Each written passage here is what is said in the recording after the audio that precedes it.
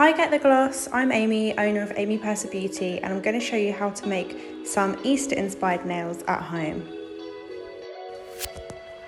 Start with a nice clean base, apply your base coat, and once that's dry or cured, you can start applying your background colour.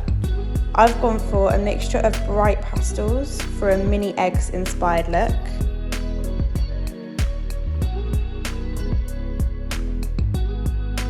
Once you've finished your first layer, cure or dry this, and then you can go on to the second layer. You want your background to be a nice solid colour, so you might even need a third layer. If you're using regular nail polish, just make sure that they're completely dry between layers. Once your background is completely dry or cured, you're going to get your nail palette or a little bit of foil and mix up the colour of your speckles. I'm using a dark brown and a taupe grey to make a little mini egg speckle colour here, but you can use whichever colour you'd like. Give it a good mix, and then you're going to use your dotting tool or alternatively a toothpick to apply this on top of your background colour. You don't want to apply this in really even dots because you don't want it to look like it's a polka dot nail.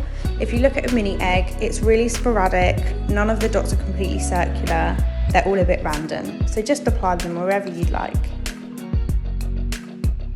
Repeat this step across the rest of the nails, and once you're happy, you can pop this in your lamp and cure or dry this layer. You're then going to grab your matte top coats. Apply this evenly to the whole nail, making sure that you get right to the corners. Once you've done this, you can pop it in your lamp and cure, or if you're using a regular nail polish, let this layer dry. This is your final layer now. Once they've cured or dried, you can apply a little bit of cuticle oil, and then your nails are all ready for Easter.